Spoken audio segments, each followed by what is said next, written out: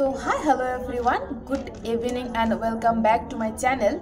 তো এমনকি 16 তারিখে আমি ফেসবুকে একটা পোস্ট করেছিলাম, তো সেখানে মোটামুটি 20-25টা কমেন্ট এসেছে।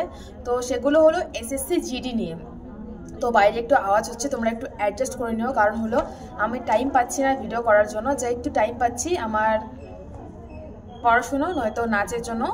আর কিছু কথা আছে যেগুলো আমি অন্য কোনো ভিডিওতে অন্য কিছু বলবো, যে টাইম কী করে পাই, কখন ডিউটি থাকে না থাকে, সব কিছু তোমাদের। এই দেখো, আমার কাছে তো দুটো ফোন নেই, আমার কাছে একটাই ফোন যেটা দিয়ে আমি ভিডিও করছি।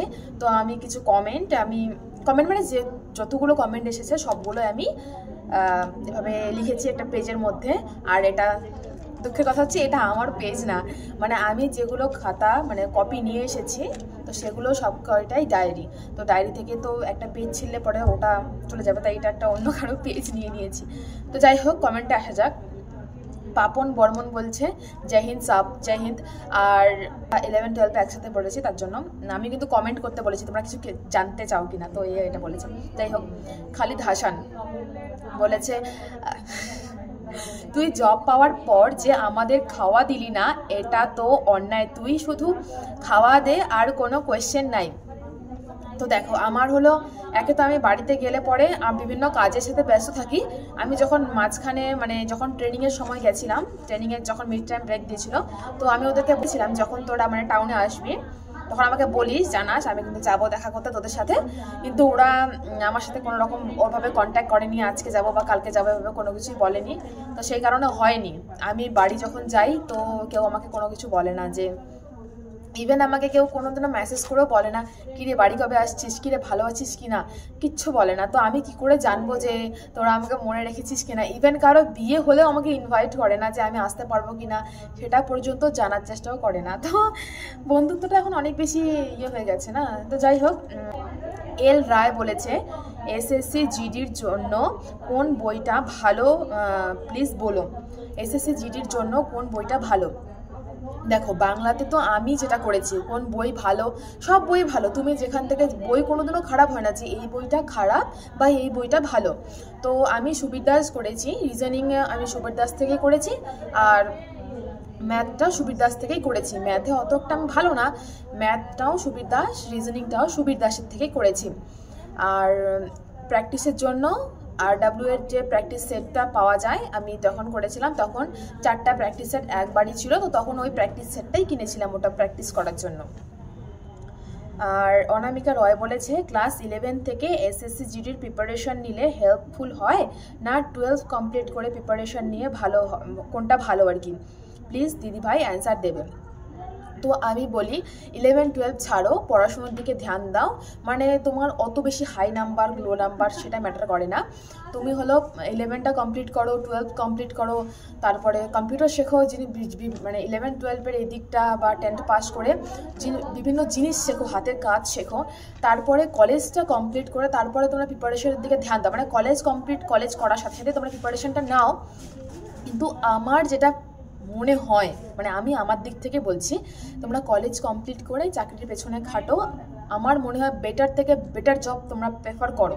হ্যাঁ, কলেজ গ্র্যাজুয়েশন পাস করার পরে অনেক জব থাকে, হ্যাঁ, জবের মানে সেন্ট্রালে জবের কোনো নেই, শুধুমাত্র পড়াশোনাটা করতে হবে। আর 12 দেওয়ার পরে তোমরা রানিংটাকে প্র্যাকটিস করো, কন্টিনিউ করো। মানে সকালবেলা, রাত্রেবেলা বা বিকেলবেলা না করলেও সকালবেলা প্রত্যেক দিন ধীরে ধীরে ধীরে রানিংটা প্র্যাকটিস করো, একটু পড়াশোনার দিকে মানে কম্পিটিটিভ এক্সামের জন্য একটু পড়ো। 1 বছর পড়লে বা 2 বছর পড়লে যে চাকরি হবে এমন কিছু না, ওখানে পড়তে থাকলে তোমার ধরো ব্যর্থতাও আসবে। তো আমার মনে হয় যে কলেজ কমপ্লিট করে চাকরি নেওয়াটা ঠিক, কারণ তুমি তখন সব দিক দিয়ে কমপ্লিট।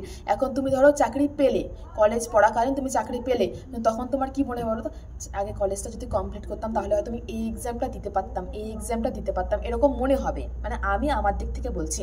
এখন অনেকেই আছে যারা হলো গ্র্যাজুয়েশন করার আগেই জব পেয়ে গেছে, কিন্তু তারা জব করার সাথে সাথে গ্র্যাজুয়েশনটাও কমপ্লিট করেছে, কিন্তু ওই দিক থেকে একটু মানে হেডেক হয়ে যায় দিমাগের মধ্যে, ছুটি পাবো কি না, ছুটি দেবে কি না, কোথায় ডিউটি পড়লো না পড়লো, সেই বিষয়টাও প্রেফার করে।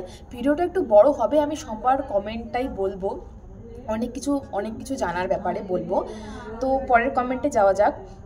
হিয়া ভট্টাচার্য বলেছে খুব সুন্দর লাগছে, থ্যাংক ইউ দিদিভাই। দিলীপ পাল বলেছে, বুনু তোর বাড়ি কোথায়, চাকরি পাওয়ার কতদিন হয়েছে, আমার প্রশ্নের উত্তর পাবো তো? হ্যাঁ বুনু তোমার বাড়ি কোথায়, আমার বাড়ি কোচবিহার ডিস্ট্রিক্টে, এটা কোচবিহার ডিস্ট্রিক্টের একটা ছোট গ্রামে। চাকরি পাওয়ার কতদিন হলো, চাকরি পাওয়ার বেশি দিন হয়নি দাদা, 1 বছর 8 মাস খানেক হয়েছে চাকরিটা পেয়েছি আমি। রাহুল রয় বলেছে পোস্টিং কোথায় এখন। দেখো আমি কিন্তু মানে আমি কোনো জায়গায় পার্মানেন্ট কোনো জায়গায় না, দেখবে আমি কখনো এখানে আছি কখনো ওখানে আছি, কিন্তু কথার হচ্ছে আমি কখনো আমার সেম লোকেশনে থাকার পরেও থাকাকালীন আমি আমার লোকেশন কখনো বলি না, কখনোই না। কারণ হলো মানে আমার একটা ভিডিওতে একজন বলেছে যে তোমরা এত লোকেশন চেঞ্জ করো, কেন বলো যে লোকেশন চেঞ্জ করছো।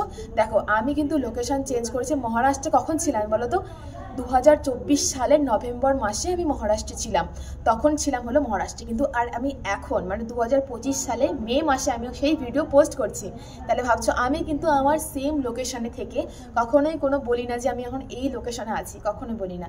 আর আমার লোকেশন বারবার চেঞ্জ হয়, কারণ 15-20 দিনের মধ্যেই চেঞ্জ হয়ে যায়, তো আমি কখনোই বলি না যে আমার কখন মানে কোথায় পোস্টিং আছে, এখন কোথায় আছে সেটাও বলছি না।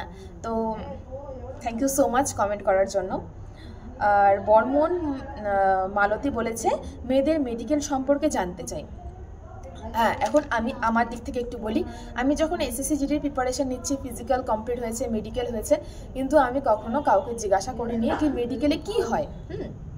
আমি আমাদের ডিস্ট্রিক্টের যে একজন ডক্টর ছিল, এখন কারো মানে কথাতে আমি জেনেছি যে উনি হলো কোনো একজন এক্স বিএসএফ মানে উনি হলো বিএসএফে কোনো ডক্টর ছিল, উনি এখন রিটায়ার হয়ে গেছে।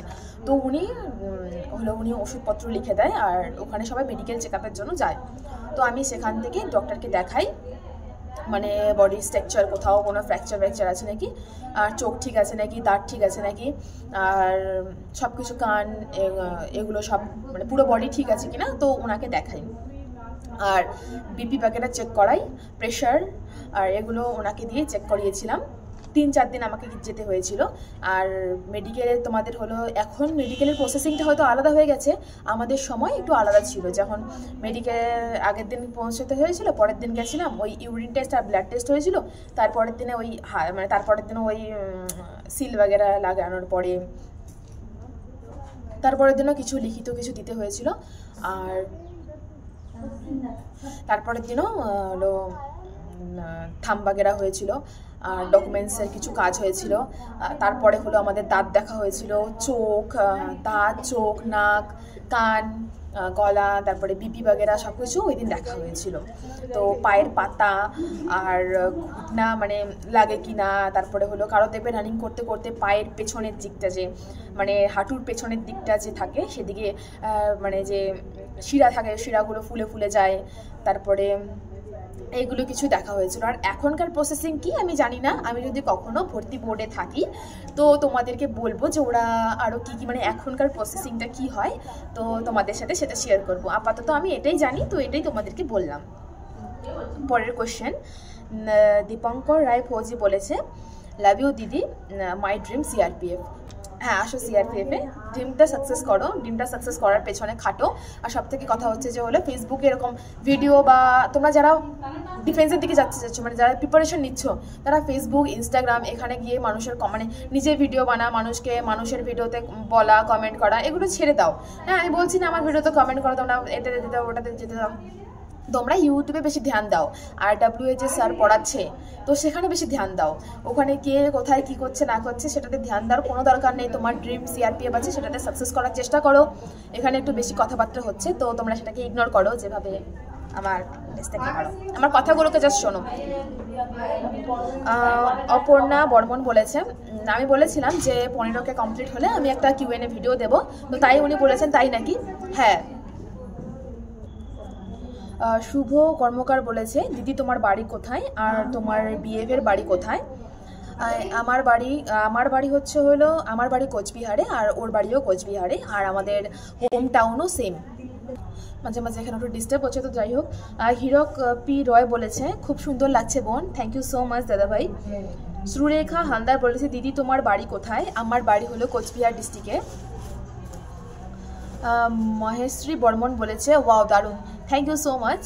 অনামিকা বলেছে এসএসসি জিডির বিষয়ে অল্প বলবে দিদিভাই, অল্প স্টাডির ব্যাপারে জানতে চাই। স্টাডির ব্যাপারে দেখো, স্টাডির ব্যাপারে আমি তোমাদেরকে বলবো, আর এই ভিডিওর কমেন্ট বক্সে আর ইউটিউব থেকে আমি এই ভিডিওর ডেসক্রিপশানে আমার পুরনো ভিডিও দিয়ে দেবো। যখন আমি প্রিপারেশন নিচ্ছিলাম তখন আমার সিলেকশন হয়ে গেছিলো, তো তখনকার যেহেতু বাড়িতে ছিলাম আমার বইপত্র খাতাপত্র সব ছিল, তো সেটা নিয়ে একটা ভিডিও করেছিলাম।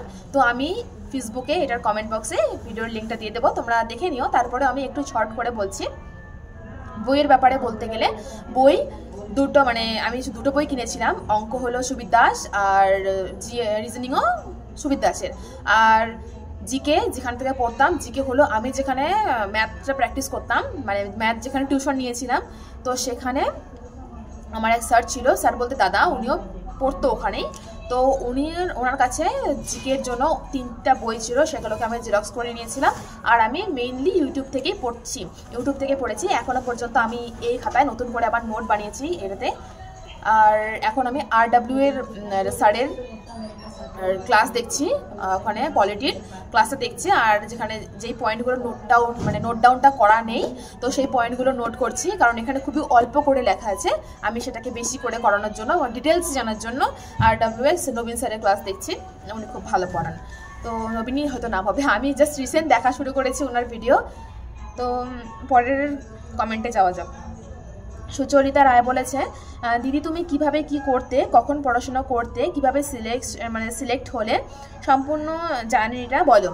দেখো, সম্পূর্ণ জার্নি এই বড় ভিডিওতে বলা যাবে না, মানে এই কম ভিডিওতে বলা যাবে না। জার্নি কিছুই না। আর এই এই কমেন্টটা যিনি করছেন, মানে যে বুনুটা করেছে, তার কমেন্টে রিপ্লাইতে একজন দিয়েছে যে দেখ বোন, 3 ঘন্টা পড়াশোনা করবি আর হলো সকাল বিকেল রান করবি, তাহলে হয়ে যাবে। এগুলো ফালতু ফেসবুকের ভিডিও বা কারো দেখে লাভ নেই। হ্যাঁ, ফেসবুকের ভিডিও দেখে লাভ নেই, তুমি তোমার পড়াশোনাকে চালিয়ে যাও। আর ইউটিউবে বেশি ধ্যান দাও, ইউটিউবে RWS স্যারের বেশি ধ্যান দাও, কারণ উনি হলো খুব ভালোভাবে পড়ায়, অনেক ডিটেলসে পড়ায়। আর তোমার যার ভিডিও ভালো লাগে, মানে তোমার যে স্যারের বোঝা তোমার মনে হয় সুবিধা হচ্ছে, তার সেই স্যারের ভিডিও দেখো। আর জার্নিটা বলতে গেলে, আমার জার্নির কথা আমি কি বলবো, আর কিছু বললে গেলে বলে অনেকেই বলবে যে শুধুমাত্র আমি বোধহয় সাকসেস হয়েছি বা কিছু। আমার জার্নি যারা দেখেছে তারা জানে আমি কতটা জার্নি করেছি, কতটা কি করিনি। আমার জানে যারা আর কি দেখেছে আমাকে। এখন যারা দেখেনি তাদের কাছে কি বলবো। আর একটা মানুষ কখনোই বসে থাকে, হাত গুটিয়ে এভাবে বসে থাকলে কখনো সাকসেস আসে না, এটা আমি জানি।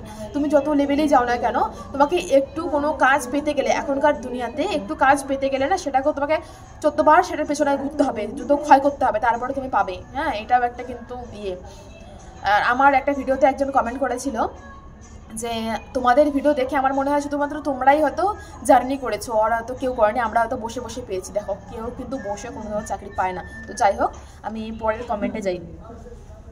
সৌমি রয় বলেছে, মেয়েদের কয় ঘন্টা ডিউটি করতে হয় আর কখন থেকে কখন করতে হয়। দেখো, ফৌজে মেয়ে ছেলে বলে কোনো কথা নেই। মেয়েকেও যখন ডিউটি করতে হবে, ছেলেদেরকেও ওই সেমই, ছেলে মেয়ে সবার সেম ডিউটি থাকে।